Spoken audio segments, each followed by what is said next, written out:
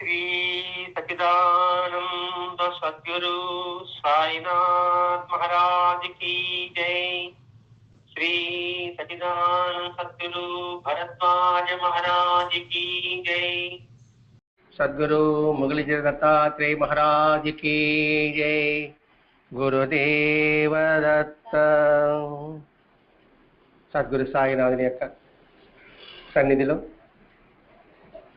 Master గారి యొక్క అనుగ్రహంతో ఈరోజు దావాదిగుంట గ్రామంలో ప్రతి ఆదివారం మనం శ్రవణం చేసుకుంటున్న మొగలిచల దత్తాత్రేయ స్వామి వారి జీవిత చరిత్రని మనం వివరించుకుంటూ వస్తున్నాం. ఈ జీవిత చరిత్ర ద్వారా మన జీవితానికి అనుగుణమైన ప్రతి ఒక్క అంశం కూడా మనకి స్వామివారు తెలియజేసి వస్తున్నారు. గత వారం మంత్రం గురించి చెప్పుకున్నాం. ఆ తర్వాత ఏ విధంగా భగవంతుని కోరాలి, ఏ కోరిక ఎటువంటి కోరిక కోరాలి అని గురించుకున్నాం. గత వారం అన్న సంతర్పణ గురించి వివరించుకున్నాం. గత వారం ఏం చెప్పారు, అవధూత అంటే ఎవరు, జీవన్ముక్తి అంటే ఎవరు అని ఆ నిర్మలా ప్రభావం జరిగినప్పుడు స్వామివారు స్పష్టంగా తెలియజేశారు. అంటే ప్రశ్న అడగగానే వారి ముఖం వెలిగిపోయింది. అది మనం చెప్పుకున్నాం.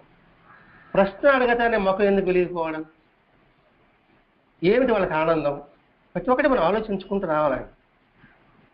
మన ప్రశ్న దాని ముఖం ఆనందం అంటే ఏంటి, మన పిల్లలు అలర్ట్లో ఉన్నారు, శ్రద్ధగా వింటున్నారు. ఎప్పుడైతే శ్రద్ధగా ఉంటారో అంటే తండ్రికి ఎప్పుడు ఆనందంగా ఉంటుంది కదండి. అలాగ కూడా చెప్పినట్టు అలాగే ముద్దుగా ఉన్నాడు అనుకోండి, ఏమిరా వీడికి చెప్పింది అసలు అర్థమవుతుందా, వీడి కాలేదా, అది వింటున్నాడా వినలేదా అనిపిస్తుంది కదా. అంటే ఆయన ముఖం ఒక్కసారిగా వెలిగిపోయింది అంటే దాన్ని మనం అర్థం చేసుకోవాలి. అంటే ప్రశ్నించడం నేర్చుకోవాలి, ఆ నేర్చుకున్న దాన్ని అలవర్చుకోవాలి. అంతేగాని ఏదో ఎవరో చెప్పింది వింటూ ఇది నిజమా అవునా కాదా అని సంశయంతో ఉండకూడదు. ఏదో తెలుసుకోవాలి కదా, అడిగితే వాళ్ళకి ఆనందం. అందుకే అక్కడ వెలిగిపోయింది అనే నిన్న పదం వివరించుకున్నాం. దాని గురించి అవధూతల గురించి వివరించి చెప్పాడు. అవధూతలు మన ప్రాంతం వాళ్ళు ఎవరు గుర్తుపట్టలేము, అది ఉత్తర భారతదేశంలో అయితే ప్రతి ఒక్కరు వాళ్ళు గుర్తుపట్టగలరు. కోటీసులు మొదలుకొని రాజులు మొదలుకొని అటువంటి వాళ్ళని గుర్తుపెట్టి వాళ్ళని ఆదరించేవాళ్ళు. అక్కలకోట మహారాజ్ చరిత్రలో మనం వివరించుకున్నాం. ఆ మహారాజు అక్కలకోట మహారాజే స్వామివారి దర్శనానికి వచ్చారు. అంటే అప్పుడు అక్కలకోట మహారాజు ఎలా ఉన్నాడు, గుండె మీద వస్త్రాలు లేవు, కౌపీని అని ధరించి ఉండేవాడు. కానీ వాళ్ళు అలా గుర్తించగలిగారు. అంటే అసలు మహారాష్ట్రలో మహాత్ములంతా అంతరార్థం కూడా అదే. వాళ్ళు నిరంతరం గురుచేత పాలన చేసేవారు. ఎప్పటి నుంచి మనకి గురుచేత ఇప్పుడు పరిచయం, మాస్టర్ గారు పరిచయం చేసేవాడు కంటే పరిచయం. అంతకుముందు గురుచేత అంటే ఎవరికి కూడా తెలియదు. బాబాదేవులకు వెళ్తున్నారే కానీ ఇప్పుడు 75 ముందు కూడా బాబాదేవులు ఉన్నాయి, బాబా గుళ్ళు ఉన్నాయి. 80 బాబా గుళ్ళు ఉన్నాయి. కానీ గురుచేతకి ఇంత ప్రాముఖ్యత తీసుకొచ్చిన వాళ్ళు ఎవరు అనే విషయాన్ని మనం పరిశీలించాలి. మాస్టర్ గారు గురుచేత గ్రంథాన్ని తీసుకొచ్చేసి ఊరు వాడ అంతా దత్తాత్రేయ తత్వం గురించి, దత్త అవతరణ గురించి, ఆ దత్తావతరణ అంశాల గురించి తెలియజేసి వచ్చారు. కాబట్టి ఈనాడు గురుచేత అంటున్నాం, గురు పూర్ణిమ ఉత్సవాలు చేసుకుంటున్నాం. దాదాపు 90 వరకు కూడా గురు పూర్ణిమ ఉత్సవాలు పెద్దగా అంటే షిరిడిలో కాదు, మన ఈ ప్రాంతంలో అంతగా పెద్దగా పట్టించుకునేవాడు కాదు. ఇప్పుడు గురు పూర్ణిమ అంటే చిన్న మందిరమైన గురు పూర్ణిమ చేస్తున్నారు ఇక్కడ. అంటే ఇక్కడ గురువు యొక్క తత్వాన్ని, మహాత్ముల యొక్క తత్వాన్ని, అవధూతుల యొక్క తత్వాన్ని వివరించాడు భరద్వాజ మహర్షి గారు. అదేవిధంగా ఈ స్వామి కూడా చెబుతూ ఇటువంటి వారిని ఉత్తర భారతదేశంలో బాగా గుర్తించగలరు. అందుకని నిరంతరం అన్న సంతర్పణ చేసేవాళ్ళు. అన్న సంతర్పణ చేస్తుంటే ఏదో ఒక రూపంలో ఒక సాధువు వస్తాడని వాళ్ళకి ఒక విశ్వాసం. 1000 మందికి పెట్టచ్చు కాక భోజనం, 2000 మందికి ఇవ్వచ్చు కాక, కానీ ఆ 2000 మందిలో ఒక్కడు అన్నదాన సుఖీభవాన్ని హృదయపూర్వకంగా అనగలిగితే చాలు. ఆ సంతర్పణకు సార్థకత చేకూరుతుంది. అంతేగాని ఎవరు తిన్నారా ఎవరు తినలేదా, వీళ్ళకి పెట్టాలా వాళ్ళకి పెట్టాలా, మన వాళ్ళు ఎక్కువ పెట్టడం తక్కువ పెట్టడం అనేది అన్న సంతర్పణ అనిపించుకోదు. దానికే మనం గురుచేత వివరించుకున్నాం. రాజు సుమతి వాళ్ళు శ్రాద్ధకర్మ చేస్తున్నప్పుడు వాళ్ళ ఇళ్ళ సుమతి ఏం చేశారు, ఆ భిక్షకు వచ్చినప్పుడు కాసేపు ఉండి ఆగి అన్నాడు భర్త. కానీ ఏం చేసింది, దత్తాత్రేయ రూపంలో వచ్చాడేమని చెప్పి భిక్ష ప్రసాదించేటప్పటికీ సాక్షాత్తు దత్తాత్రేయుడే ఆమె కడుపుని జన్మించాడా లేదా. అంటే దీన్ని బట్టి మనకి ఎవడిచ్చిన ఏ రూపంలో ఎవరుంటామో మనకు తెలియదు, తెలుసుకునే కెపాసిటీ కూడా మనకి లేదు, సామర్థ్యం కూడా లేదు. ఒకవేళ వచ్చిన వాళ్ళు అనుగ్రహించిన మనకు అర్హత లేదు. వాళ్ళు ఇస్తారు, మన అర్హత ఉంటే మనం తీసుకోగలుగుతాం. అర్హత బట్టి ఎందులో ఇచ్చినా లేపుచ్చుకున్నాడు అని భావన మనకు ఉంటుంది. అందుకండి సామర్థ్యము లేదు, ఒకవేళ అర్హత కూడా లేదు. అర్హత సంపాదించాలంటే వాళ్ళ గురించి సంపూర్ణమైన అవగాహన కలిగి ఉండగలిగినప్పుడు మాత్రమే ఆయన ఇచ్చిన మట్టి బెళ్ళైనా సరే ఇది మహాప్రసాదం అనే భావన ఉంటుంది. లేకపోతే ఏదైనా మట్టి ఇస్తున్నాడని భావన ఉంటుంది. సాక్షాత్ మహాత్ముడు ఇచ్చినప్పటికీ కూడా బాబా చేతిలో కూడా అదే జరిగింది. వచ్చిన మాంసం ముద్ద ఇచ్చాడు బ్రాహ్మణుడికి, అయ్యో నాకు మాంసం ముద్ద ఇచ్చాడు, ఇది బాధించారు. అదేవిధంగా వెంకటేశ్వర చరిత్రలో బిడ్డలకు వచ్చినప్పటికీ ఆయన చెప్పి ఒక ఆమె తీసుకున్నది, ఇంకొక ఆమె ప్రసాదం తీసుకోలేదు. అదేవిధంగా అక్రమ చరిత్రలో కూడా, అలాగే తాజీ బాబు చరిత్రలో కూడా. ఇప్పుడు ఈ ప్రయత్నం అంతా ఏంటంటే మొట్టమొదటి తెలుసుకునే సామర్థ్యం కలిగించుకోవడానికి ఒకటి, రెండు అర్హత సంపాదించడానికి మరొకటి. సామర్థ్యానికి చాలా శ్రమించాల్సి వస్తుంది. అంటే తెలుసుకోవాలనే సామర్థ్యం కలగాలంటే మనం ఏ మాత్రం తెలుసుకోగలుగుతున్నాం? ఇప్పుడు ఒక్కొక్క వ్యక్తుల విషయంలో మనం తెచ్చుకోలేకపోతున్నాం. అతడు మంచివాడంటే చెడ్డవాడని భావన వస్తుంది, చెడ్డవాడు మంచి భావన మనకు అనిపిస్తుంది. ఆ వ్యక్తి తెలుసుకోలేకపోయి ఎవడు మంచివాడు చెడ్డవాడు మనం కరెక్ట్గా గెస్ చేయగలుగుతున్నామా? మరి మామూలు విషయం మనకు గ్రహించే శక్తి మనకు లేదు. మరి మహాత్ముని గ్రహించాలంటే ఇంకెంత సామర్థ్యం కావాలి? అలా చెప్తున్నాడా, అలా అతిథులకు పెడుతూ ఉంటే వందలాది అతిథులు ఎవడో ఎప్పుడో ఒకప్పుడు ఒక మహాత్ముడు వస్తాడు. ఎప్పుడో ఒకప్పుడు ఒక మహాత్ముడు వస్తాడు. అంటే వీడు ఏ విధంగా చేస్తున్నాడని గమనిస్తుంటాడు. వీడు హృదయపూర్వకంగా చేస్తున్నాడా లేదా మెహర్బా కోసం చేస్తున్నాడా అని పరిశీలిస్తాడు. హృదయపూర్వకంగా చేస్తున్న వాడికి దగ్గరకు వస్తాడు. మన మామూలే మనస్ఫూర్తిగా పెట్టేవాడికి మనం పోవాలనిపిస్తుంది. వాడు తిట్టుకుంటే పంచపంచ పరమాలను పెట్టా కూడా వాడు పెట్టే తిట్టు సరే మన తిండి సరే మనం పోకుండా మానేస్తాం కదండి. అందుకే ఎప్పుడో ఒకప్పుడు అతిథులు ఎప్పుడో ఒకప్పుడు ఒక మహాత్ముడు వస్తాడు.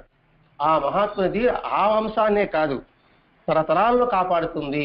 ఈ ఒక్క వాక్యం మనం గుర్తుపెట్టుకుంటే ఎవరిని మనం చీపో అని కూడా అనం, పెట్టకపోయినా పర్వాలేదు.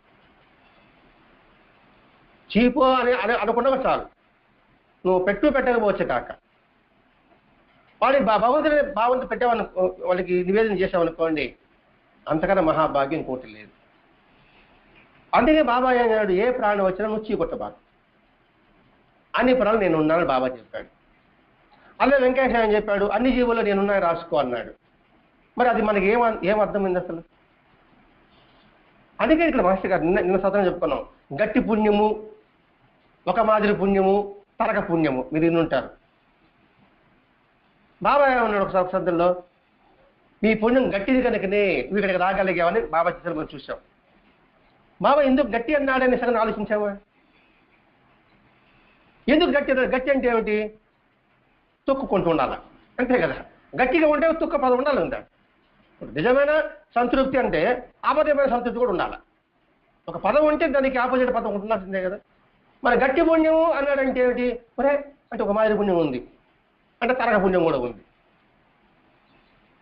అంటే అనాయాచితంగా ఒక ముద్ద బయట పాడడానికి అది తరగ పుణ్యం, దానికి పుణ్యం వస్తుంది. అలా కాకుండా ఒక ముద్ద పరిశుభ్రం చేసి ఒక స్థలంలో పెట్టడానికి దానికి ఒక మాదిరి పుణ్యం వస్తుంది. అదే ఒక ముద్ద భగవంతుడి ఏ రూపంలో వస్తాడు అనే భావనతో భగవంతుడిని నివేదిస్తాడని పెట్టామనుకోండి, అది గట్టి పుణ్యం. అన్ని పుణ్యాలే ఇచ్చండి, అన్ని పుణ్యాలే. మనకి ఏ పుణ్యం కావాలి? పైసా కావాలా, 100 కావాలా, 1,00,000 రూపాయలు కావాలా? ఇప్పుడు 10 రూపాయల నోటు, 20 రూపాయల నోటు, 50 రూపాయల నోటు, 100 రూపాయల నోటు, 5 రూపాయలు, 2,000 రూపాయలు పెడతాం. ఏది తీసుకుంటారు పాపం మీరు? 2,000 రూపాయల నోటు తీసుకుంటావా, 500 రూపాయల నోటు తీసుకుంటావా, 100 రూపాయల నోటు తీసుకుంటావా, 50 రూపాయల నోటు తీసుకుంటావా, 20 రూపాయలు తీసుకుంటావా, 10 రూపాయలు తీసుకుంటావా? ఏది తీసుకుంటావు? ఏ నోటు తీసుకుంటావు ఎక్కువగా? 10 రూపాయల నోటు తీసుకుంటావా? 2,000 రూపాయల నోటు తీసుకోవా? ఏమి బైబిల్ అని చూస్తే ఏది ఎక్కువగా? 2,000 రూపాయల నోటు ఎక్కువగా, అంతే కదా. దాన్ని తీసుకుంటాం మనం. సరే రూపాయి చాక్లెట్ పెడతా, ఈడ 5 రూపాయల చాక్లెట్ పెడతా, 5 స్టార్ డైరీ సిల్క్ పెడతా, ఏది తీసుకుంటాం?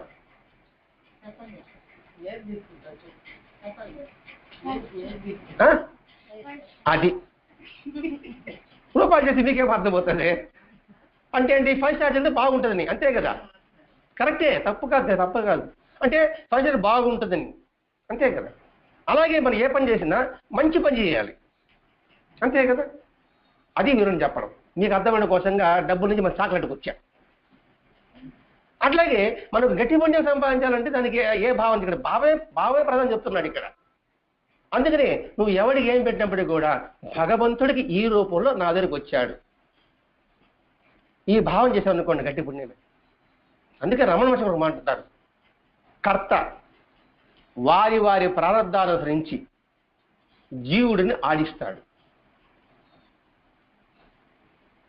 రాని దానిని ఇది రాదు అంటే ఎంత ప్రయత్నం ఎవరెంత ప్రయత్నం చేసినా అది నీకు రాదు.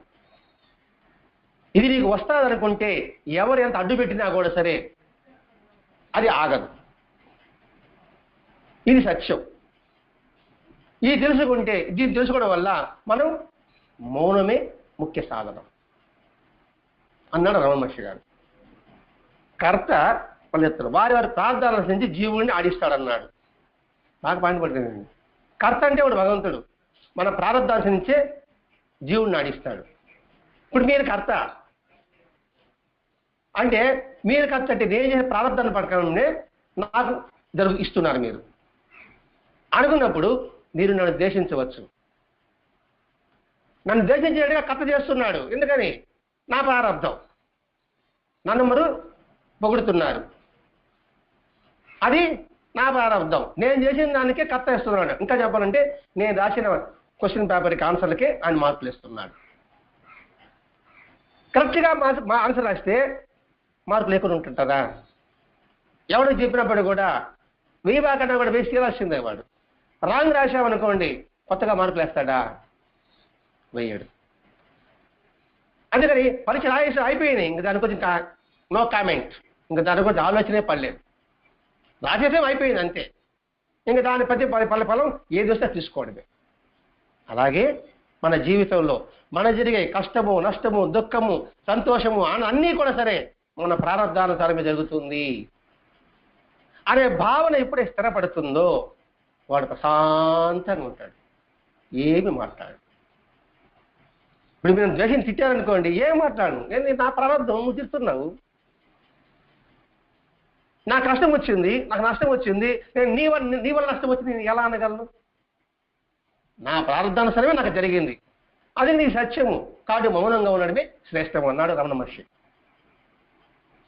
ఈ విధానాన్ని అలవర్చుకున్న భావాన్ని దృఢం చేసుకున్నాం అనుకోండి, ఇంకా కళ్ళల్లోంచి నీళ్లు పడవు, ప్రశాంతంగా ఉంటాడు. ఆ తత్వం ఇక్కడ మోసి దత్తాశ్రమం తెలియజేస్తున్నాడు ఇక్కడ. అలా తెలియజేస్తూ మనం చేసే ప్రతి పని కూడా భగవంతుడికి మనం నివేదిస్తారనే భావన అనుకోండి, ఆ రూపంలో భగవంతుడు రావచ్చు, వచ్చి ఉండవచ్చు. వాడి యొక్క దీవెన మనకే కాదు మన తరతరాలకు కూడా అది సంక్రమిస్తుంది. ఇది మాత్రం సత్యం. ఇప్పుడు నాలుగో అనుకోండి, మా తాతకి నాన్న ప్రతి గురువారం పూజ చేసేవాడు, పౌర్ణమికి, గురువారం కాదు పౌర్ణమికి. అదేవిధంగా మా తాత చేసేవాడు. అప్పుడు ఇంతంత పిల్లలు గంట చేసేవాడు, ఏదో మంత్రాలు చెప్తా ఉండేవాడు. నేను కూర్చొని ఎదుక అదేదో గుగ్గులు పెడతాను తినడానికి, అది గుగ్గులు పెడతాను తినడానికి అక్కడ కూర్చున్నాం కావచ్చు కాక, అది తలకాయే పుణ్యమే, తలకే ప్రసాదం మీద ఆస్తి కూర్చున్నాం, తరగ పుణ్యమే. కానీ ఆ తరగ పుణ్యమే పైసా పైసా పైసా పైసా 1 రూపాయి అవుతుందా? ఆ 1 రూపాయి అయింది ఇప్పుడు. అలాగే వీళ్ళకి కూడా ఏమి ప్రసాదం ప్రతి వచ్చారా ఏదైనా రావచ్చు కాక, కానీ ఆ పుణ్యం అనేది వాళ్ళకి సంక్రమిస్తుంది. అందుకే దేవాలయము బడి అనేది క్రమశిక్షణ మనకు నేర్పుతుంది. గంట కొడితే బడికి పోతాం, గంట కొడితే ప్రసాదానికి పోతాం, అంతేగా దేవాలయంలో మనం చిన్నప్పుడు చేస్తుంది అదే. కాబట్టి ఏది వృధా కాదు. అంటే ఏంటి? ప్రతిదానికి ఫలితం ఉంటుంది, చెడికి చెడికే, మంచికి మంచి.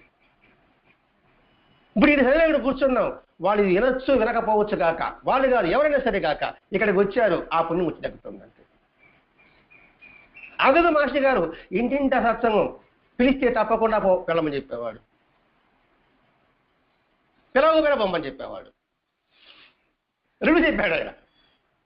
నలుగురి పిలవమని చెప్పాడు పెట్టుకునే వాళ్ళని, ఒకరి పిలవకపోయినా వెళ్ళమన్నాడు. ఎందుకని మన కోసం మనం పోవాలి అక్కడికి. అంటే ఏంటి, మన పుణ్యం సంపాదించుకోవాలంటే ఏదో ఒక రూపంలో మనకు పుణ్యం అందుతుంది, అది భగవత్ సాన్నిధ్యంలో జరుగుతుంది, అయితే మంచి మంచి వాళ్ళ సత్సంగం వల్ల మనకు జరుగుతుంది అని వర్ణించేవాడు. అదే దత్తాత్రేయం అవతారం అంటే నాకు ప్రత్యేకమైన భక్తి, గౌరవం, అభిమానం. ఎవరికి? స్వామి చెప్తున్నాడు. దత్తాత్రేయ అవతారం అంటే నాకు పెద్ద అభిమానం, గౌరవం. ఎందుకని? అనసూయాదేవి అత్రి మహర్షి దంపతులకి సాక్షాత్తు బ్రహ్మ విష్ణు మహేశ్వరులు జన్మించారు. ఆమె పేరు అత్రి, అనసూయ. అత్రి 3 గుణాలని జయించిన వాడు, త్రిగుణాలు జయించిన వాడు. అనసూయ అసూయ లేని ఆమె, అసూయ లేని ఆమె అనసూయ. అందుకని ఆమెకి, అందుకే అసూయ అనేది చాలా చాలా ప్రమాదం. మహాభారత యుద్ధం జరిగింది కదా, కారణం ఏమిటి? ఎవడు దానికి కారణం? మహాభారత కురుక్షేత్ర యుద్ధం జరిగిన దానికి ఎవడు కారకుడు చెప్పండి. మరి భారత యుద్ధం జరిగింది కదా, కౌరవులు పాండవులకు యుద్ధం జరిగింది కదా, మరి ఆ యుద్ధం జరగడానికి కారకుడు ఎవడు? శకుని. అంటే వాళ్ళ మీ పని శకుని. ఇంకొకరు, మీరు భారతం చూడలేదు ఎప్పుడు? ఎవరు చెప్పింది? శ్రీకృష్ణుడు, ఇలా దుర్యోధనుడు, ఇలా కర్ణుడు, ఇట్లా అనుకుంటాం మనం. నిజంగా కురుక్షేత్రం రావడానికి కారకడం గాంధారి. ఎలా అని కూడా అడగచ్చు. గాంధారి గర్భం ధరించింది, కుంతీదేవి గర్భం ధరించింది. గాంధారి పెద్ద భార్య, అంతే కదా. ధృతరాష్ట్రుడు పెద్ద కొడుకు. పెద్ద భార్య కొడుకు పోతే పట్టాభిషిక్తుడు అవుతాడు. కాబట్టి ఇద్దరు గర్భం చేసినప్పటికీ ఇంతలో కుంతికి ధర్మరాజు జన్మించేశాడు. ఇంకా రాజ్యం ఎవరికి పోతుంది? ఇంకా ధర్మరాజుగా పోతుంది. ఆ అసూయ ఏం చేసింది? తన కడుపుని కొట్టుకున్నాడు. గాంధారి చిన్న సతక మనిషి కాదు, చాలా గొప్ప పతివ్రత, చాలా గొప్ప అందగత్తె. అటువంటి ఆమె వాళ్ళ నాన్న చెబితే పుట్టుగుడ్డు వాడిని వివాహం చేసుకోమంటే చేసుకుందంటే ఆమె ఎంత పతివ్రతగా ఉంటుందో ఆలోచించాలి ఇక్కడ. అటువంటి మహాపతివ్రతకి అసూయ ద్వారా, అయ్యో నా కొడుకు రాజ్యం రాదే, కుంతిదేవి తర్వాత వచ్చేసాడు కదా, వెంటనే కడుపుని కొట్టుకునేప్పటికీ ఆ అసూయతో ఆ ప్రభావం అనే ప్రకంపన అనేది ఆ పిండం మీద పడింది. ఆ పిండం 100 ముక్కలైంది. ఆ తర్వాత పిల్లలప్పుడు సగం దాన్ని పక్కన పెడదాం. మరి కుర్చేద్దానికి అదే కారణం. అందుకే గర్భంతో ఉండేటప్పుడు ఎందుకు ప్రశాంతంగా ఉండాలంటే ఇది కారణం. తల్లి యొక్క మనసులో ఉన్న ఆలోచనలే పిండం మీద పడుతునేదానికి సైన్స్ ప్రకారం కూడా నిర్ధారణ అయ్యింది. ఆ విషయం మనం భారతదేశం నేర్చుకుంటే చాలు. అందుకే ఇక్కడ అసూయ, ఇక్కడ అనసూయ అంటే అత్రి అనసూయకి దత్తాత్రేయుడు జన్మించాడు కదా. అనసూయ అంటే అసూయ లేనిదాం కాబట్టి సాక్షాత్తు బ్రహ్మ విష్ణు మహేశ్వరులే గర్భాన్ని ధరించారంటే అసూయ ఒక్కటి లేకపోతే అదేం కష్టం కాదు అసూయను తొలగించుకోవడం. కానీ దాని గురించి మనం ఆలోచించాం. ఈ చిన్ననే మరి పెద్ద పెద్దవి మనకే వద్దండి. మనం బాలబడిలోనే ఉన్నాం. అందుకే ఒక ఆయన అడిగినప్పుడు మేము బాలబడిలోనే అని చెప్పినాను. మాకు చిన్న మాకు అర్థం కాదు వస్తాం మేము ఇక్కడ, మాకు పాండిత్యం ఎందుకన్నా అంటే వద్దని, పాండిత్యం వద్దని కాదు, పాండిత్యం గల కూడా తక్కువని కాదండి. ఇక్కడ మనం గ్రహించే శక్తి మనకు ఉండాలి కదా. ఇక్కడ చెప్పేవాడు గ్రహించి చెప్పాలి, వినేవాడు గ్రహించే శక్తి వాళ్ళకు ఉండాలి. ఇంక చెప్పేవాడికి చెప్పేప్పటికి వినేవాడికి ఏం చెప్పగలుగుతాడు వాడు. అందుకే మానవుడు చిన్న చిన్నవాడికి చెప్పుకుంటాడు అసూయ, దేశము, కోపము. ఇవి తొలగించుకున్నాం అనుకోండి, వాళ్ళు దిగులారా మన దగ్గరికి వచ్చి తీరతారు అంతే.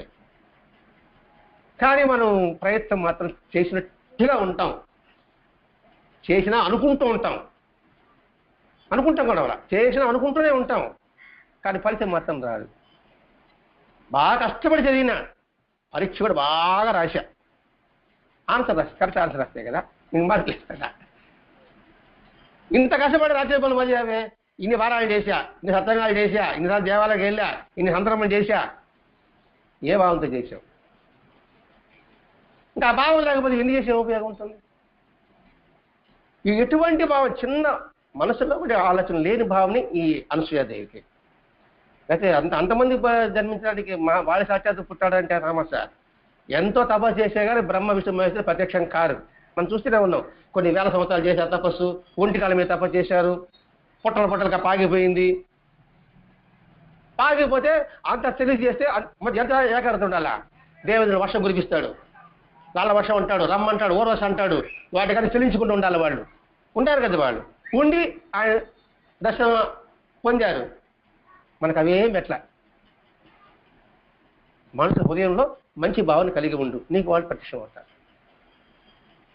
ఆ రూపంలో ఏ రూపంలో వస్తారు వాళ్ళు? ముందు మనసు శుద్ధి చేయి. పాత్ర శుద్ధి చేస్తే చాలా పాయసం వస్తారు. పాత్ర శుద్ధి లేకుండా పాయసం పలుస్తాను అనుకోండి, వాడు చూసేమంటాడు, అరే ఈ పాత్ర బాగాలేదు పోరంటాడు. మన పరిస్థితి అంతే. ఇక్కడ పాత్ర సరిగా లేదనుకోండి, వాళ్ళు ఇచ్చినా కూడా మనం గ్రహించలేం. కొన్ని ఇచ్చినా అనుకోండి, చిరుము పట్టే పాత్ర పాయసం పోసుకుంటే తాగడానికి ఉపయోగపడుతుందా? ఉపయోగపడదు. అలాగే అంత శుద్ధి లేదాక వాడు కొమ్మించాడు అనుకోండి, దీన్ని ఏం చేస్తానంటే దుష్టకారాలకు వినియోగిస్తా, అహంకారంతో విర్రవేగత. ఈ భావాలు ఉన్నాయి అసూయ అనే పదంలో. అందుకని ఆ అవతారం అంటే ప్రత్యేక గౌరవం అన్నాడు ముగిలి దత్తాత్రేయ స్వామి. దానికి కారణం ఎవరు? అత్రి అనసూయలు. ఆ బ్రహ్మ విషయాన్ని పసిపాములుగా మార్చింది, వారి కోరిక మేరకు తన ఒడిలో లాలించింది. తర్వాత ఆ త్రిమురథంతో ఒక బిడ్డని దత్తగా రమ్మని కోరింది. ఆ అవతారం వచ్చి దత్తాత్రేయుడు. అత్రి మనిషి అనసూయ దంపతులకు బిడ్డగా అవతరించిన దత్తాత్రేయుని వారికి గురువై వారిని తరింపజేశాడు. ఇప్పుడు దత్తాత్రేయ చూస్తున్నాను అనుకోండి, 3 రూపాయలని కాదు, ఒక్కొక్క రూపానికి, ఒక్కొక్క శంఖానికి, ఒక చక్రానికి, 4 కుక్కలకి, ఆవుకి, అన్నిటికీ అర్థాలు ఉన్నాయి. అంటే అవన్నీ ప్రకృతిలోని భాగాలే. ఆవు కానీ, కుక్కలు కానీ, ఆ చక్రం కానీ, శంకు కానీ, స్థూలం కానీ, కమండలం కానీ, ప్రతి ఒక్కదానికి ఆ భావం చూస్తానే మీ సాక్షాత్తు అత్రి అనసూయకు పుట్టారు. ఇవన్నీ పక్కన పెడదాం. అనసూయకు పుట్టారు అంటే అసూయ లేకుండా పుట్టారు, కానీ మనం అసూయ లేకుండా ఉండగలుగుతాం, ఉండే ప్రయత్నం చేద్దాం అని ఆ రూపాన్ని చేసి అనుకున్నా కూడా చాలు. అలా ఆయన అవతార లక్షణమే అవధూత లక్షణం. ఎవరి? దత్తాత్రేయుడు. ఇది అవధూత గురించి చెప్తున్నాడండి. నేను పొద్దుగాను అవధూత గురించి అడిగినప్పుడు దాని గురించి చెబుతూ అన్నదాన సంఘం గురించి చెప్తూ చెప్తున్నాడు. ఇక్కడ ప్రేమమూర్తి ఆయన. ద్వేషం అన్నది ఎరుగుని తత్వం ఆయనది. దత్తాత్రేయుడు విషయాలు చూసాము, నరసింహశాస్త్రి కానీ, శ్రీపాదవల్లభుడు కానీ ఎక్కడా కూడా ద్వేషము అంటే ఇతర పట్ల. ఇప్పుడు త్రివిక్రమ భారతి శ్రీగురుని విమర్శిస్తాడు. ఏమని? అతను సన్యాసిగా ఉన్నాడే, రాజు దగ్గర ఉన్నాడే, వాడే సన్యాసి అని అంటాడు. వెంటనే శ్రీగురుడు ఏమన్నాడు? వాళ్ళు అన్న ఆ అజ్ఞానాన్ని మనం తొలగించడానికి మనం వెళ్ళాలి అంటాడు. అంతే, ఎక్కడ కోపించడు కదా. కాబట్టి దుష్టుల్ని సన్మార్గులను మరలించడము, అందుకు అవసరమైన అపారమైన ప్రేమాకరణ కురిపించడము ఆయన యొక్క తత్వం. అవధతత్వం ఏంటి? ఎట్లా అంటే సన్మార్గులకి వాళ్ళని తీసుకురావాలి. అందుకు అవసరమైంది కోపం, ద్వేషం కాదు, ప్రేమ, కరుణ కురిపించడమే దత్తాత్రేయుడి యొక్క తత్వం. అంటే పిల్లవాడికి చాకలెట్ ఇచ్చి వాడిని మన దానికి తెచ్చుకున్నట్టుగా మన పిల్లల్ని కొడతామండి కోపంగా. వాడు ఎడో దారులు మన మంచికి రావాలి, కోపాన్ని నటిస్తాం అంతే. పిల్లలు కోపాన్ని నటిస్తామా? నిజంగా కోపంతో కొడతామా వాళ్ళని? ఆయన నటిస్తాడంతే. ఆ నటనలో ప్రేమ ఉంటుంది, ఆ ప్రేమలో ఆప్యాయత ఉంటుంది, ఆప్యాయత అనురాగం ఉంటుంది. అది ఇక దత్తాత్రేయ తత్వం చూపిస్తున్నాడు. ఇక్కడ 4 వేదాలు ఆయన చేతిలో పెంపుడు కుక్కలుగా మారిపోయాయి. కుక్కల గురించి చూసేసింది. 4 వేదాలు ఆయనకి పాదాలకు అర్థమైనాయి. వేదం చదవాలంటే చాలా కష్టం, అర్థం చేసుకోవడం ఇంకా కష్టం. అటువంటి వేదాలు ఆయన పాదక్రాంతమైనాయి. ఇప్పుడు ఆయన ఆశ్రయించామనుకోండి, ఆ వేదాల సారాంశం అంతా కూడా మనకు అర్థం. ఎందుకని? ఆ వేదాల సారాంశం తత్వం స్వరూపమే దత్తాత్రేయుడి స్వరూపం. అర్థమైందని భావిస్తున్నా. ఇప్పుడు 4 వేదాలు కుక్కలుగా ఉన్నాయి. ఇక్కడ 4 వేదాలు ఆయన సరెండర్. ఇప్పుడు ఆయన పట్టుకున్నాం అనుకోండి, మరి వేదాల సారాంశం మనకి తెలియకుండా ఉండడం ఎలా అవకాశం ఉంటుంది? ఇప్పుడు మనం చట్టంగా చెప్పుకుంటున్నామండి, మనం ఎన్ని గ్రంథాలు చదువుంటాం? అసలు చదివి ఉంటాం పుస్తకాలు. మనం ఒక్కొక్క దానికి ఇంత అర్థం ఎలా చేస్తుంది? మనం ఆశ్రయించింది ఎవరు? సాయినాథ్ని ఆశ్రయిస్తుంది. ఆల్ ఇన్ వన్ అయిపోయా ఆయన, వన్ ఇన్ ఆల్ అయిపోయా. ఇంకా ఆయన ఆశ్రయించిన తర్వాత మరి ఆయనే పట్టుకొని చెప్పేసి ఆ వేరే మనకి నోట్ వచ్చి పలికించదా? పలికిస్తుంది, పలికించుతూనే ఉంది. అది దత్తాత్రేయతత్వం. ధర్మం గోమాతగా ఆయన చెంత నిలిచింది. వివరణ వస్తుంది, నేను లేదనుకున్నా. గోమాత అంటే ధర్మం, ధర్మం కూడా ఆయన చెంతనే ఉంది. ఇప్పుడు ఆయన అంటే ఆ స్వరూపం ఏంటి? ఆయనే ధర్మము, ధర్మస్వరూపుడు. ఇప్పుడు ఆయన చెంతనే ఆయన్నే నిరంతరం స్మరిస్తుంటే ఆ ధర్మం అనేది మనకి అబ్బతుందా అబ్బదా? ఇనుప కమ్మి నిప్పులో పెడుతున్నాం అనుకోండి, ఆ ఇనుప కమ్మికి కూడా కాలే లక్షణం వస్తుందా రాదా? నిప్పులకి వస్తాయి కదా. మరి ఆయన పట్టుకున్నప్పుడు ఆ ధర్మం మనకి ఎందుకు రాదు అని మనం విశ్వసించవలే. ఆ భావంతో ఆ దిశతో ఆయన ఆరాధించవలే. త్రిమూకాలతో చేత దండం ఉంది. కమండలంతో నిలిచిన ఆ దత్తాత్రేయుడు ఆయన. సనకనందని మహర్షులు కూడా ఆ స్వామిని తత్వబోధ చేయమని కోరినప్పుడు వారికి తత్వబోధ చేసి చివరికి మౌనముద్ర చూపి మౌనంలోని మహాభాష ఉందని బోధించి దక్షిణాముఖుడై ఆయన నిలిచి ఉన్నాడు. మామూలుగా ఈ సరసన మహర్షులు ఉంటారు కదా, మాకేం తత్వం బోధించంటే ఏ మాటలు వ్యక్తం చేయలే, మౌనంగా కూర్చున్నాడు. ఆ మౌనంలో నుంచి వాళ్ళకి సమాధానం దొరికింది. అందుకే దక్షిణామూర్తి మౌన బోధ అయింది. ఆయన ఎప్పుడు దక్షిణ వైపు కూర్చుని ఉంటాడు. అంటే మొట్టమొదటి అవధూత తత్వం, ఆ అవధూత తత్వంలో దత్తాత్రేయ తత్వం, ఆ దత్తాత్రేయ తత్వంలో మన దక్షిణామూర్తి వచ్చాడు. ఆ దక్షిణామూర్తి అంటే మౌన బోధే. గుర్తిస్తే మౌనం కూడా ఒక అద్భుతమైన బోధ. ఇది విగ్రహారాధనకు అనువైన మూర్తి. ఏది? దత్తాత్రేయుడిది. మాలాంటి యోగులకు దత్తాత్రేయుడు అవధూత, సద్గురువు, దైవం. మరి వాళ్ళంటి వాళ్ళకే సద్గురువు దైవం అన్నప్పుడు మన బొట్టు వాళ్ళు మనం ఎలా ఉంచుకోవాలి? భగవద్గీతలో చెప్పినట్లు శీతోష్ణాలను చలించకుండా రాగద్వేషాలను అతీతమై సర్వ ప్రాణికోటిలో దైవాన్ని దర్శించే తత్వమే ఈ అవధూత తత్వము. ఇక్కడ అవధూత అనుకుంటాడు ఎండా వాన లెక్క చేయరు వాళ్ళకి అసలు ఎండా వాన భావన కూడా వాళ్ళకి రాదు. మనకి ఎండా వాన చలి, వాళ్ళకంతా ఒకే తత్వం ఉంటుంది. మనకి ఇది మంచినీరు, ఇది మురికి నీరు, వాళ్ళకి అది మంచినీరు అనిపించదు, మురికి నీరు అనిపించదు. ఇది గజాన మాత్రలో మనం వివరించుకున్నాం. అలాగే నిరంతరం సర్వ ప్రాణికోటిలో దైవాన్ని దర్శించే తత్వమే ఈ అవధూత తత్వం. సర్వజీవ ప్రాణికోటిలో కూడా ఆ భగవంతుడే ఉన్నాడనే భావన. భావానికి రొట్టె వేసి ఏమన్నాడు? దానికి ప్రాణం ఉంది, దానికి ఆకలి ఉంది, అది దోళ్ళకి చెప్పలేకపోతుంది. అది చెప్పలేకపోతుందని ఇది తెలియాలంటే ఆ ప్రాణికోటిలో తత్వం మమేకం అయి ఉండాలని పర్లేదు. అదే విశ్వరూపేక తత్వం. అంటే సకల జీవన ప్రాణికోటిలో కూడా చైతన్యంతో తన మమేకమైనప్పుడు మాత్రమే అలా చేయగలడు. ఉదాహరణకు అనుకోండి, మీ బిడ్డను కొట్టాడనుకోండి, మీ కోపం వస్తుంది కదా. ఎందుకని? మీ రక్తం అందులో కలిసి ఉంది. అది వేరే పిల్లబడి కొట్టాడు, మీ కోపం వస్తుందా? ఏమ్మా వస్తుంది చెప్పండి? రాదు. మన పిల్లవాడు కాదు కదా. అందుకని సర్వ ప్రాణి కొట్టలను ఆ తత్వం చూస్తారు వాళ్ళు. అందుకే ఏ జీవుని కొట్టినా నాకు చెప్పని చెప్పాడు బాబా. ఎవడికి పెట్టినా నాకు పెట్టినట్టు చెప్పాడు బాబా. అది వెంకటేశ్వరమని చెప్పాడు. అందరు మాత్రం చెప్పారండి. ఇది సర్వ ప్రాణి కోటలను దైవత్వాన్ని దర్శించడం అంటే. మీకు అర్థమైంది బాగుంటుంది. అర్థం కాదు, వివరంగా అడగండి. మరి ఆ తత్వాన్ని మనం కనీసం పరిశీలిస్తున్నామా, గుర్తిస్తున్నామా, గమనిస్తున్నామా? అది గమనించడానికి వాడు వచ్చింది.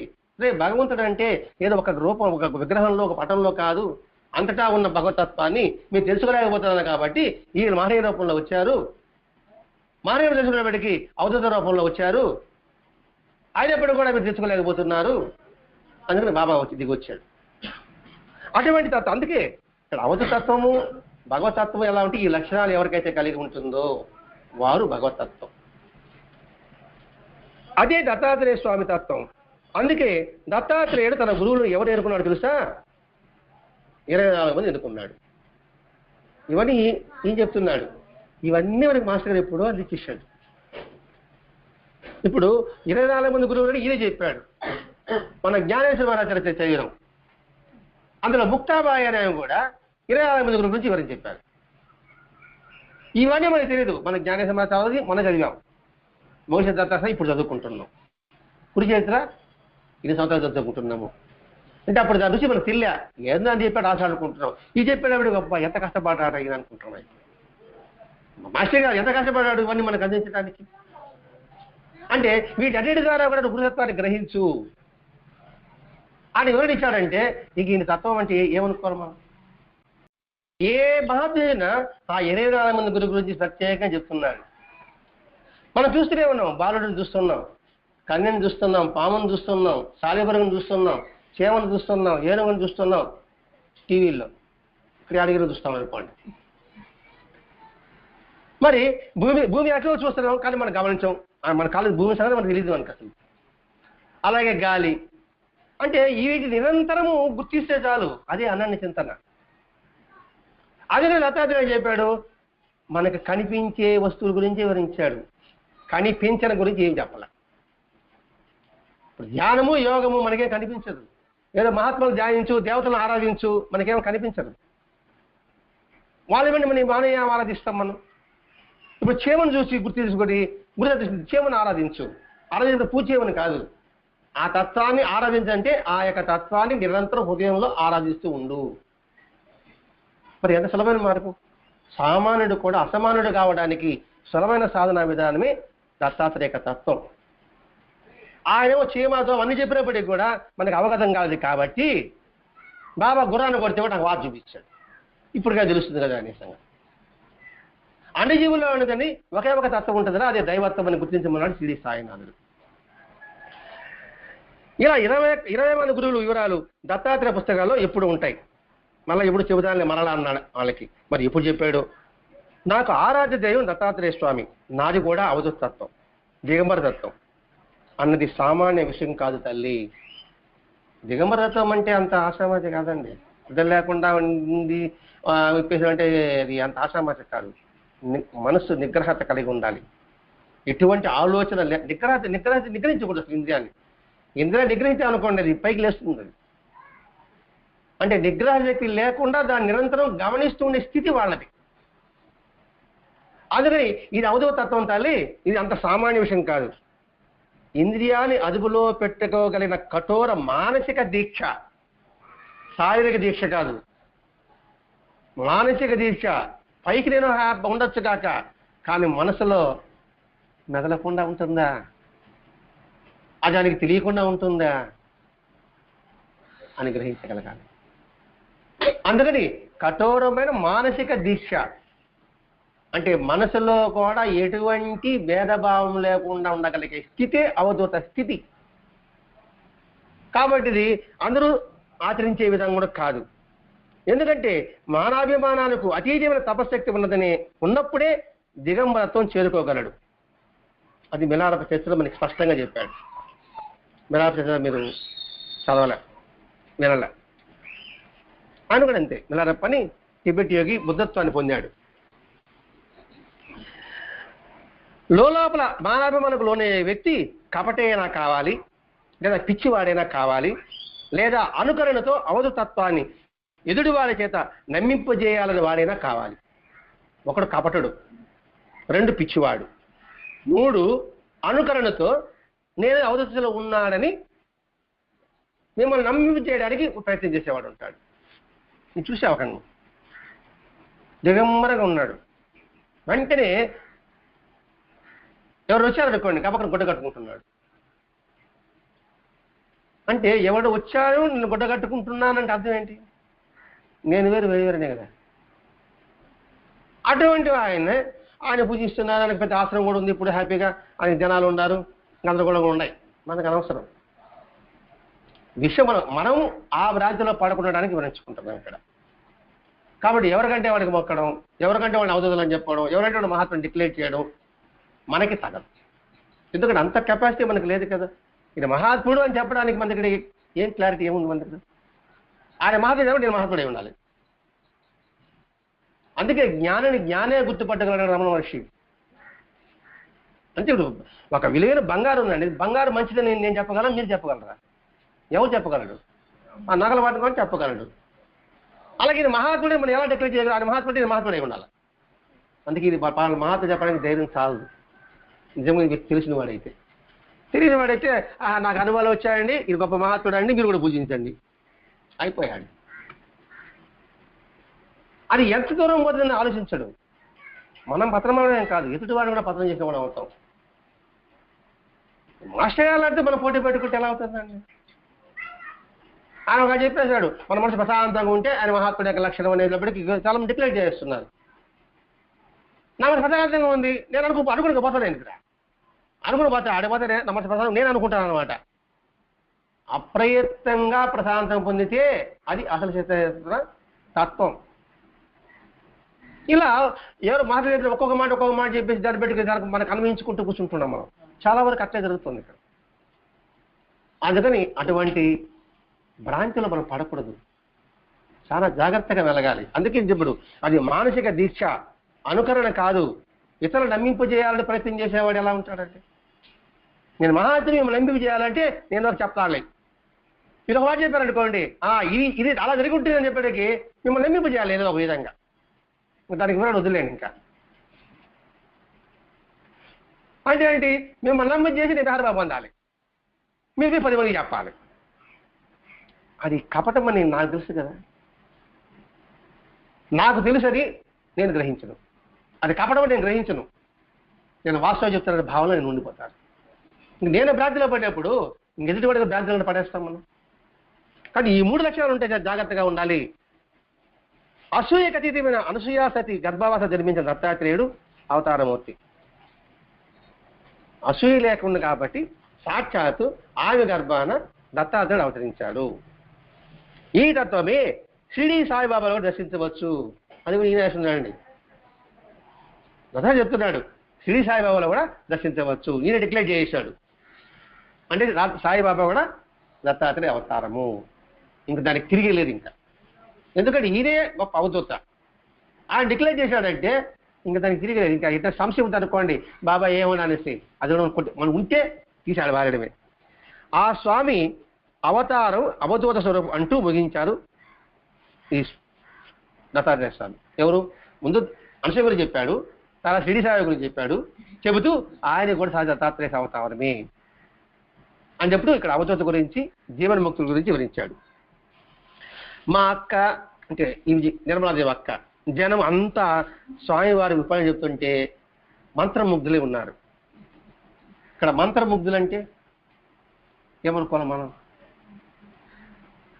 మాయ చేసిన ఒక బొమ్మలాగా చేశాడనేసి అంతే కదా. చెప్పింది మంత్రము అంటే మననం చేయడంలో, దానిలో మమేకం కావడం వల్ల, దానిలో ముద్ద తడిసిపోవడం వల్ల ఇంకా పక్కన ఉండే సంగతి ఎవరు ఏమీ తెలియలేదని అర్థం. అది మంత్రముగ్ధులు అంటే వినడం అనేది ఆ విధంగా వినాలని మనం నేర్పుతున్నాడు ఇక్కడ. మరి ఆ విధంగా వింటున్నామా? ఏ విధంగా అంటే ఎవరికైనా పరిశీలించుకోవడమే.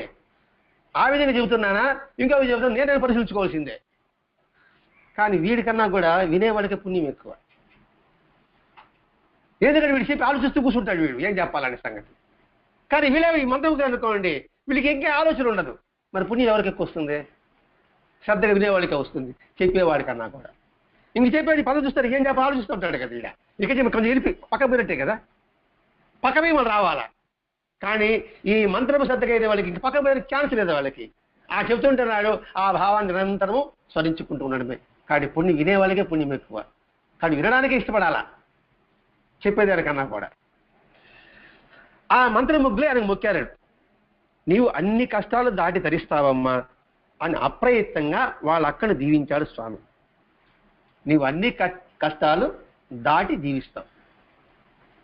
కష్టాలు ఉండదు, అక్కడికి ఆగదు, దాన్ని దాడతావు. అక్కడ ఎందుకు ఆగిపోతాం? కాబట్టి నువ్వు దాడతావు అని ఆయన అభవిస్తున్నాడు. అంటే ఏంటి? కష్టం ఏది కూడా శాశ్వతం కాదు. మనం ప్రసాద్ చెప్పుకుంటున్నాం, రాత్రి శాశ్వతమా పగులు శాశ్వతమా? రెండు రావాల్సిందే అనే విషయాన్ని ఈయన జీవిస్తూ చెప్తున్నాడు. ఆమె ఎంతో ఆనందించి ఆ మరునాడు ఊరికి వెళ్ళింది. అంటే వాళ్ళక్క కూడా చనిపోయారు కదా, చెప్పిన రామకోట రాస్తే చనిపోయారనే సంగతి. స్వామివారి ఆనాటి బోధ ఏదో ఎంతో కొత్తగా ఉంది మా దంపతులకు. వారి మాటలోని మహత్యమే అది ఆయన చెప్పేవి. మనందరం ఎక్కడో ఎప్పుడో ఏ పుస్తకాలను చదివినవే, మనకు తెలిసినవే అనిపిస్తాయి. అది చెప్పడు ఇక్కడ, అనిపిస్తాయి. ఇది మరి విందే కదా, కొత్తగా ఏం చెప్తున్నాడు, మళ్ళీ కొత్తగా అనిపిస్తుంది. మళ్ళా వినం, అదే తెలిసిపోయింది అంటాం కదా. ఏమైనా తెలిసిపోయింది అంటాం. తెలిసిపోయిన అర్థాలు ఎంత మూఢత్వం సైతం అర్థం తెలుసుకోలేకపోతాడు. తెలిసిపోయేది అంత మాకు తెలిసిపోయిందండి. మన మెల్లగా చెప్తున్నాడు, తెలిసిపోయింది అంటే తెలిసి పోయింది. మరి ఇంకా నిజమేమో అంటాం. అది కూడా మనం ఆలోచించలేం. అందుకని మాకు అంతా అనిపిస్తాయట. కానీ ఆయన చెప్పినప్పుడు అవి తపస్సు, సాధన, ఆచరణ అనే ముప్పేట గొలుసు మంత్రం అయినట్లు మంత్రముగ్ధులై ఉంటున్నాం. అంటే వివరణ ఇచ్చేటప్పటికీ ఓహో, ఇప్పుడు మంత్రం అంటే ఏమనుకున్నాం, మననము. తపస్సు అంటే ఏమనుకున్నాం, ఓహో నిరంతరం తపించేది తపస్సు. మరి మనకి ఎప్పుడు ఎలా తెలిసింది? మన తపస్సు అనే పది ఎన్నిసార్లు వినలేదు, మంత్రం ఎన్నిసార్లు ఇవ్వలేదు, సాధన అనేది ఎన్నిసార్లు వినలేదు. సాధన చేస్తున్నాం, సాధన అంటే నేను చెప్పా. ఇప్పుడు ఇదిరా సాధన. అది కానీ అది చెప్పేటప్పటికి కొద్ది వింతగా ఉంది. ఏది నేను సినిమాలు చెప్పినట్టు కూడా చెప్పినట్టుగా అంతే కదా. ఆ తపశక్తి వాక్కు మన హృదయాల మీద మంత్రంలా నారద మహర్షి సద్గురు బోధలా భాషిస్తుంది. అది మేము తెలుసుకోగలిగిన మా పరిమిత జ్ఞానానికి అందిన రహస్యం. ఎంత వినయం చూడండి ఆయనకి. మా పరిమిత జ్ఞానానికి ఇది మాకు అందిన రహస్యం. అంటే ఇంకా మాకన్నా పెద్దవాళ్ళు దీని గురించి ఇంకా వివరణగా అర్థం చేసుకునే కెపాసిటీ వాళ్ళకు ఉండొచ్చు కాక, కానీ నా పరిమితికి ఇది. అదే ఒక మెసేజ్ పెట్టారు, తత్వం అంటే ఏమిటి అనేసి ఫేస్బుక్లో. అంటే సాయి తత్వం అవగాహన అని మనం సత్సంగం పెట్టినప్పుడు ఒక అతను నేను తత్వం వివరించండి మాకు, తత్వాన్ని బాగుంది కాబట్టి ఆ పేరు పెట్టారా అని. సో దానికి వివరణ ఇచ్చి మా ఏబిఎస్ఎస్కి పరిణితికి అందిన సమాధానమే ఇది అని విన్నవించుకుంటున్నాము రాశాం. సరిపోయింది అంతే కదా. మన పరిధి అది. ఏదో సమాధానం తోచి చెప్పామనుకోండి, అది కరెక్ట్ అవునో కాదో మనం రిప్లేస్ చూద్దాం. స్వామివారు రోజుకో విషయం మీద అనర్గళంగా బోధిస్తున్నాడు. అనర్గళంగా పదాలు పొట్టి చుట్టూ చూడాలి మనం ఇక్కడ. అంటే ఏదో వారానికి రోజుకో ఏదో విషయం మీద అంటే ఏమిటి, నిరంతరము శ్రమాన్ని లేకుండా నిరంతరం బోధిస్తున్నాడు. అంటే ఏంటి, నిరంతరము శ్రవణం చేసుకునే గుణాన్ని అలవరుచుకోగలగాలి. అనర్గళంగా అండి, ఎంత కష్టపడి చెప్తుంటాడండి. మరి అంత కష్టపడి అని చెప్తున్నప్పుడు మనం ఇష్టపడి వినాలి కదండి. ఆ కష్టం తెచ్చుకోకుంటే ఏదో బోర్ అనిపిస్తుంది. అందుకే అనర్గళంగా ప్రతిరోజు ఏదో విషయం మీద చెప్తున్నాడు. ఏ రోజు ఎలా గడిచిపోయిందో, కాలచరి ఎలా తిరుగుతుందో మాకు బోధపడ్డంలా. మరి ఎంత ధన్యులండి వాళ్ళు అసలు. అంటే ప్రతి క్షణాన్ని వినియోగించుకోగలగడానికి స్వామి వారు వారింటికి వచ్చి అంత అవకాశం కల్పించాడంటే వారెంత ధన్యులు అని మనకు. అందుకే మాస్టర్ గారు ఎంత శ్రమపడి మనకు అందించారండి సత్సంగ యజ్ఞం. ఒక్కసారి ఆలోచిస్తే కళంగా పడుతుందండి. చెట్టుకో పుట్టుకో గాలికో చెట్టుకో కొమ్ముకో తగులిపోయాడు మనల్ని ఒక దగ్గర కేంద్రీకరింపజేశాడంటే దీని వెనక ఆయన ఎంత తపశ్శక్తి ఉంది అని గుర్తించాలి మనం. మనం అతను గుర్తించినప్పుడు ఆయన పాదాల్లోనే స్వర్గం ఉంది అని భావించగలిగితే, ఆయనకి ఇష్టమైన రీతిలో సంతృప్తికరంగా మనం నడుచుకోగలిగితే సకల దేవతలు మనల్ని ఆశీర్వదిస్తారట. చెట్టు మొదట్లో నీరు పోస్తే కొమ్మకి అందినట్టుగా ఆయన సదృష్టుడు కావాలి. అదే నేను సత్సంగం చెప్పుకున్నాం నారద మహర్షి సంగతి. మళ్ళీ మీకు వివరిస్తాను, మీరు నేను సత్సంగం వినలేదు కాబట్టి. భగవంతుడు ఒక పేరు రాస్తూ ఉన్నాడు. అప్పుడు నారద మహర్షి వెళ్ళాడు, ఎవరు పేరు రాస్తున్నారని. నన్ను ఎవరు స్మరిస్తున్నారు ఎక్కువగా వాళ్ళ పేరు రాసుకొస్తున్నాను అన్నాడు. చూశాడు నారద మహర్షి పేరు ఫస్ట్గా ఉంది. ఎప్పుడు నారాయణ అని అంటున్నాడు కదా, అబ్బా గ్రేట్ అనేసి వెళ్ళినాడు. మళ్ళీ పక్కన రోజు వచ్చాడు, మళ్ళీ రాస్తున్నాడు. ఇప్పుడే రాస్తున్నామన్నారు. నేను ఎవరిని స్మరిస్తున్నానో వాడి పేరు రాస్తున్నాను అన్నాడు భగవంతుడు. అర్థమైంది మనకు? ముందు దేవుడే ఉన్నాడు, పుస్తకం రాస్తున్నాడు. ఏం రాస్తున్నాడు అడిగినాడు. నన్ను ఎవరైతే అంటే భగవంతుడు ఎవరైతే స్మరిస్తున్నారో వాళ్ళ పేరు రాసి లిస్ట్ రాస్తున్నాను అన్నాడు. వాళ్ళ పేరు లిస్టులో ముందు నారద మహర్షి పేరు ఉంది. నారాయణ అంటే నా పేరు ఫస్ట్ నెంబర్లో ఉంది కదా, గ్రేట్ అనుకున్నాడు. రెండో రోజు వచ్చాడు, మళ్ళీ రాస్తున్నాడు అన్నమాట భగవంతుడు. ఇప్పుడే రాస్తానన్నాడు. నేను అంటే ఎవరు? భగవంతుడు స్మరిస్తున్న పేరు రాస్తానన్నాడు. అప్పుడు చూస్తే ఆంజనేయుడి పేరు ఉంది. ఇప్పుడు మనం ఆయన స్మరించడమా, ఆయన మనల్ని స్మరించడమా తెలుసుకోవాలి ఇప్పుడు మనం. మరి ఆయన మనం స్మరించాలంటే మరి ఏం చేయాలి? ఆయన్ని సంతృప్తి పరచాలి. మరి ఆయన సంతృప్తి పరచాలంటే ఏమిటి? ఆయన ఏం చెప్పాడో వినాలి, విని దాన్ని మననం చేయాలి. మననం చేయాలని ఆచరణ ప్రయత్నం చేయాలి. ప్రయత్నం చేసినా శబాష్ అంటాడు. అదే సత్సంగంలో వచ్చింది. ప్రయత్నం చేస్తూ చేస్తూ ఉన్నప్పుడు కూడా నువ్వు రాలిపోతే ఆ ప్రయత్నంలో నుంచే నువ్వు మళ్ళా పుడతావన్నాడు. శివనేశ్వర స్వామి వారిని దాదాపు 40 సంవత్సరాలు షిరిడీలో ఉండి బాబా సేవ చేసిన వారు. అంటే బాబా సమాధి అనంతరం ఒక్కొక్క చదివితే అంటే ఎంత అద్భుతంగా ఉంటుందంటే అది మనసుని రంజింపజేస్తూ ఉంది. తీరుకున్నప్పుడు రికార్డింగ్ ఎట్లో వింటూనండి. అద్భుతం. శివనేశ్వర స్వామి చేసిన చాలా మనం వినాల్సిన గ్రంథం అది కూడా. ఇప్పుడు ఎవరు గొప్ప? ఆయన స్మరించే వాళ్ళమా మనం స్మరించామా? ఆయన మనం స్మరించాలా. ఈ పరిమితి జ్ఞానానికి అది రహస్యం అనగా చెబుతున్నాడు. కాదు ఎలా తిరిగి బోధపడడం లేదు. మాకు ఎవరికి మా అత్తగారు పాపం పెద్ద ఆవిడికి ఆయన బోధలు ఎంత ఆనందాన్ని కలిగిస్తున్నాయో చెప్పతరం కాదు.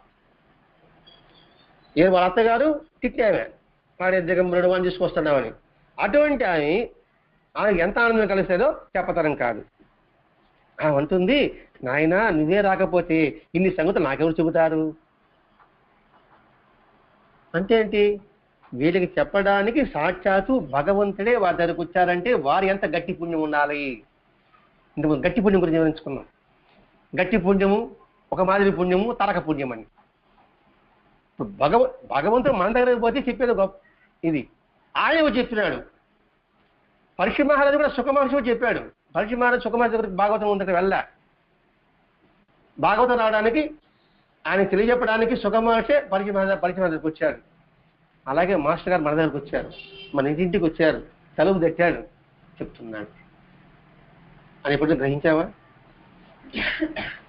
ఇప్పుడు ఆయనే వచ్చాడు మన దగ్గరికి.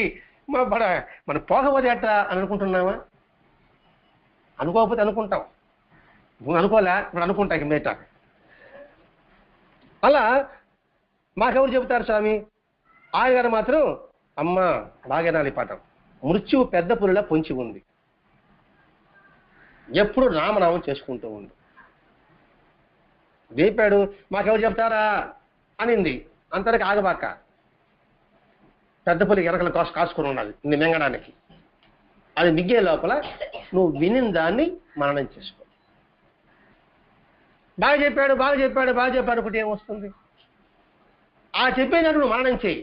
కాబట్టి నువ్వు రామనామం చేసుకుంటూ ఉండు. రామనామం అంటే శ్రీరాముడనే కాదండి, ధర్మము ధర్మము ధర్మము అని నిరంతరము గుర్తించు. ఆ ధర్మంలోనే సత్యం ఉంటుంది, ఆ సత్యంలో సాధారణత్వం ఉంటుంది, ఆ సాధారణతలో సంపన్నత్వం ఉంటుంది, ఆ సంపన్నత సద్గుసేవ ఉంటుంది. వెంకటాచార్య అనమాట. అందుకని అటువంటి నామం చేసుకుంటుండు అనేవారు తరచూ అంటే అది విని తినకుండా ఉండాలన్నమాట. అందుకని మళ్ళీ చెప్తున్నాడు, తరచు అనే పదాన్ని వివరించుకోవాలి. తరచు అంటే ఎప్పుడు అంటే ఒకసారి చెప్పలే అంటే ఒకసారి వెళ్ళలేదని అర్థం. ఒకసారి వింటే తరచు అనే పదం ఎందుకు వాడతారు? అర్థమైన భావిస్తాం ఇక్కడ. తరచు చెప్తుంటే అంటే ఏమిటి? వినడం ఇది వదిలేయడం, వినడం ఇది వదిలేయడం.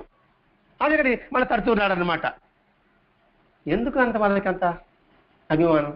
ఎందుకు వాళ్ళకంత ప్రేమ? ఎందుకు వాళ్ళకంత పడకపోతే వాళ్ళకి ఇబ్బంది అంటే ఒకటే, మన దగ్గరకు వచ్చారు వాళ్ళు. మన దగ్గరకు వచ్చిన తర్వాత వాళ్ళు తట్టి వేపాల్సిందే, ఉటికి కెళ్ళడు వేయాల్సిందే. మొటికాయలు తిన్నా కూడా వాళ్ళు బాగుపడాలి. వాళ్ళు రాలేదా, ఏ ఇబ్బంది లేదు. వచ్చిన తర్వాత వాళ్ళు మనం చేయకపోతే ఇంకా మన బిడ్డలతో ఏం చేస్తామండి? బాగుపడే ప్రయత్నం చేస్తాం కదా. కాబట్టి వచ్చాడు వాడు, కానీ మనం పాఠం చెప్పాల్సిందే. అందుకని తరచు అనే పదానికి మనం ఎంచుకుంటున్నాం. మనకు తరచు మాస్టర్ గారు పుస్తకాలు ఇస్తూనే ఉన్నాడు. అందుకే ప్రవచనం చదవండి, చెప్పేదే వస్తూనే ఉంటాయి ఉదాహరణలు కూడా. నేను కూడా అంతే, ఇప్పుడు కొత్తగా ఇప్పుడే చెప్పి మీ కొత్త కాదు ఈ ఉదాహరణలు. ఎప్పుడో 2015 చెప్తున్నా ఏంటా ఉంటే అప్పుడు చెప్పేది ఇప్పుడు వాడతాను మళ్ళీ. ఇప్పుడు నేను ఇలా చెప్పి ఇంకేం వీళ్ళు వెళ్ళలేదు కదా, నాకు చెప్తే పర్వాలేదులే. అదే ఉదాహరణలు వస్తున్నాయి, అదే వాక్యాలు వస్తున్నాయి, అదే పదాలు వస్తున్నాయి. ఎప్పుడో మిలారప్ప చదివి 2020లో చెప్పిన సత్సంగంలో కూడా అది ఇప్పుడు వింటా ఉన్నాను. నేను ఇప్పుడు నేను పొరపాటు చెప్పండి ఏమి లే, అదే పాడిందే పాడదా పాచపడ దాసర అన్నట్టుగా అదే విధంగా వస్తుంది ఈ సత్సంగం కూడా. అయినా పర్వాలేదు కానివ్వండి. వెంటనే మా దంపతులు రహస్యంగా మళ్ళీ ఆయన చెప్పాడా, మన కొడుకు కూడా చెప్తున్నాడు, ఆవిడ వెనకాల ముచ్చి పొంచి ఉంది, నిరంతరం రామనామం చేసుకోవడం మేలు అంటే. ఎందుకు ఆమె ఎట్లా ఇంకా పక్కన పోతే చెందుతుందని అర్థం. ఎందుకంటే చెప్పకుండా పారిపోద్ది అనమాట.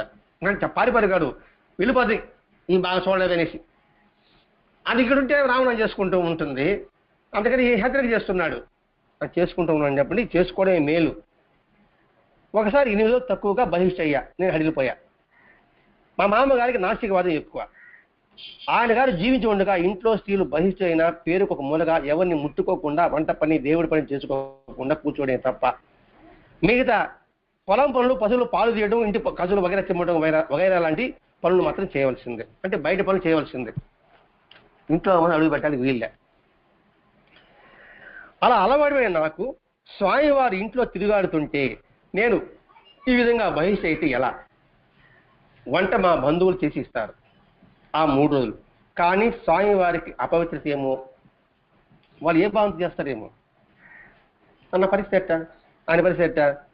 నౌకలకు పనులు చెప్పుకోవాలి, ఇల్లంతా తిరుగు చేయించుకోవాలి. నువ్వు ఒక సేద్యం అంటే, ఒక ఇంట్లో ఒక సేద్యం అంటే పశువులు ఉంటుంది, వాళ్ళకి సేద్యగాలు ఉంటారు, వాళ్ళకి వంట ఉండాలి, పనులు చెప్పాలి. ఇంకా ఇంట్లోకి రాకుండా ఎలా ఉంటాం? తిరగతా ఉండాలి. మరి ఆ స్వామి ఇక్కడ కూర్చున్నాడే అని ఆమె బాధపడుతుంది, మదన పడిపోతుంది. చివరికి స్వామివారికి పాల గ్లాస్ తీసుకెళ్ళి ఇచ్చి, అది వాళ్ళ ఇంటి ఆయనే స్వయంగా అడిగారు, స్వామి ప్రభావతి ఇంట్లోకి రాకూడదు, మీకేమైనా అపవిత్రత జరుగుతుందేమో, మిమ్మల్ని ఈ 4 రోజులు ఆ మాల పండుగ మళ్ళీ వెళ్ళండి, ఆ తర్వాత రండి అని చెప్పి స్పష్టంగా మరి వివరణ ఇస్తున్నాడండి. మీ బండ్లు పంపిస్తాం, మన స్నానం అయిన తర్వాత మళ్ళీ పిలుచుకొస్తాం. స్వామివారి పక్కపక్కన విన్నాడంట. అమ్మ ఎక్కడుందన్నాడు, చాట కూర్చుని ఉందన్నాడు, అక్కడే భోంచేస్తున్నాడు, అక్కడే పడుకుంటుందన్నాడు. అంటే తిరుగుతుంది మీకు కనిపించకుండా. ఆయనకు అవసరమైన స్థానానికి నీళ్ళు వగేరాలని నేను జాగ్రత్తగా చేయిస్తాను, ఆ మనుషులు చేస్తా అంటున్నాడు ఈ భర్త. దూరంగా ఉంది కాబట్టి మీకు కావాల్సినంత కూడా నేను చేస్తా. స్వామివారి పాలు తాగి ఆ పాలు పెట్టుకొని వెంటనే పెరట్లోకి వచ్చాడు. ఆమె ఆడకు వచ్చాడు. వస్తానే భయం కదా, స్వామి వచ్చాడంటే ఆ స్థితిలో ఉన్నప్పుడు ఎలా ఉంటుంది? దిగ్భ్రం లేచింది ఆమె. వెంటనే ఏం శాంతంగా, అమ్మా మీరు బహిష్ అయితే మీ పనులు మీరు చేసుకోకుండా నాకేదో అపవిత్ర జరుగుతుందని చాటుగా వెళ్ళి కూర్చున్నారా? ఎంత వెరితెలవమో నువ్వు. ఏదో ప్రశ్నార్థకంగా కనబడుతుంది మనకి, అంతేనా? ఏం చెప్తాడని ఆతృతగా కూడా ఉంది. నువ్వు స్వయంగా నా పనులు చేయవద్దు, అది మంచి నిర్ణయమే. కానీ నువ్వు నాకు ఎదురుపడినా, నీ ఇంటి పనులు జీవనం చేసుకున్నా నాకు అపవిత్రమని ఎవరు అనుకున్నారు? నువ్వు నాకేం చేయబాక, కానీ నాకు ఎదురు పడితే నేను అపవిత్రం నేనే ఎందుకు అయిపోతాను?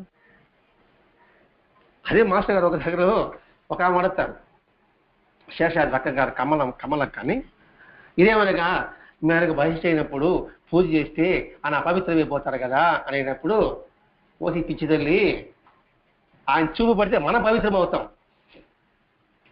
ఆయన అపవిత్రం ఏది అంటూ ఆరాధన మామూలుగా చేసుకోవచ్చు. పూజ చేయబాకు. నామస్మరణకి నీకేం ఇబ్బంది అవుతుంది? దాని గురించి పక్కన పెట్టాలి.